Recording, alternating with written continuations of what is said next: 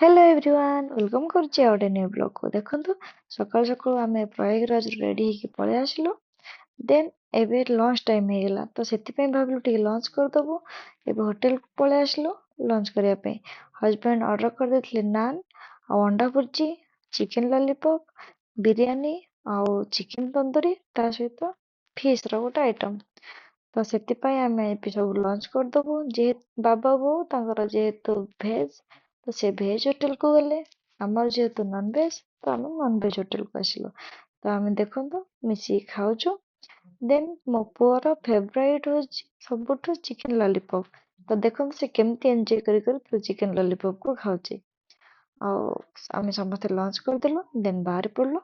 ରାସ୍ତାରେ ଗଲାବେଳେ ଯେହେତୁ ଇଭିନିଂ ହେଇଯାଇଥିଲା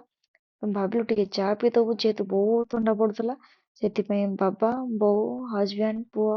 ସମସ୍ତେ ଆମେ ଚା ପିଇଲୁ କିନ୍ତୁ ପୁଅ ସିଏ ଚା ପିଇଲାନି ତାକୁ ଇଚ୍ଛା ଆଇସ୍କ୍ରିମ୍ ଏତେ ଥଣ୍ଡା ପଡୁଛି ନା ତାକୁ ଆଇସ୍କ୍ରିମ୍ ଟା ଦରକାର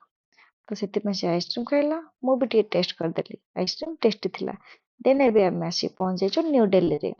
ଯେହେତୁ ମୋ ଦିଦି ଘରେ ଏଠି ତ ସେଥିପାଇଁ ଆମେ ପଳେଇ ଆସିଲୁ ଦିଦି ଘରେ ରହିବା ପାଇଁ ତ ତାର ସାନ କ୍ୟୁଟ୍ ପୁଅଟା ମୋ ପାଖକୁ ସାଙ୍ଗେ ସାଙ୍ଗେ ପଳେଇ ଆସିଲା ଦେଖନ୍ତୁ କେତେ ଏନ୍ଜୟ କରିକି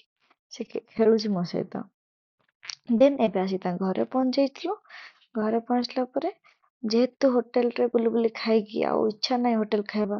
ଦିଦି କହିଥିଲି ଘରେ ତୁ ଖାଇବା ବନେଇଦେ ଆସୁ ଆସୁ ଏମାନଙ୍କର ବି ଖେଳ ଷ୍ଟାର୍ଟ ହେଇଗଲା ତ ସେଥିପାଇଁ ଆମେ ଏବେ ଯାଉଛୁ ଆମର ଡିନର କରିବୁ ଡିନରରେ ଦିଦି ରାନ୍ଧିଥିଲା ଭାତ ଡାଲମା ମାଛ ଭଜା ଆଉ ଗୋଟେ ପାଗ ବନେଇଥିଲା ଆମେ ଦି ଭଉଣୀ ମିଶିକି ଖାଇଦେଲୁ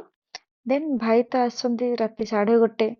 ତ ସିଏ 1:30 ଆଉ ଆସିଲା ବେଳକୁ ମତେ ପଚାରିଲେ କଣ ଖାଇବୁ ମୁଁ କହିଲି ଆଇସ୍କ୍ରିମ୍ ଖାଇବି ତ ମୋ ପାଇଁ ସେ ଆଇସ୍କ୍ରିମ୍ ଆଣିକି ଆସିଛନ୍ତି ଏତେ ଥଣ୍ଡାରେ ବି ଆଇସ୍କ୍ରିମ୍ ରହିଲି ବାଏ ବାଏ।